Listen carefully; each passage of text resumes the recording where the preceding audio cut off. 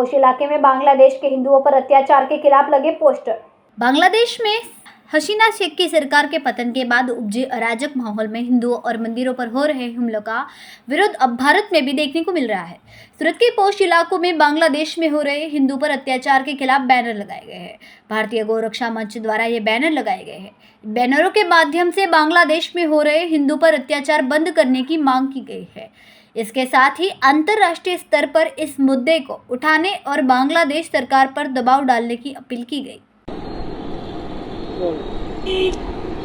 भारतीय गौरक्षा मंच संस्थापक धर्मेश गामी જે રીતના બાંગ્લાદેશમાં હિન્દુઓ પર અત્યાચાર થઈ રહ્યા છે, સનાતન ધર્મના લોકો પર અત્યાચાર થઈ રહ્યા છે, મંદિરો પર અત્યાચાર થઈ રહ્યા છે, કટ્ટરવાદી મુસ્લિમ સંગઠનોએ જે રીતની બાંગ્લાદેશમાં અલ્પસંખ્યક લોકો રહે છે એમના પર અત્યાચાર ગુજારી રહ્યા છે, આ ખૂબ ખતરનાક છે।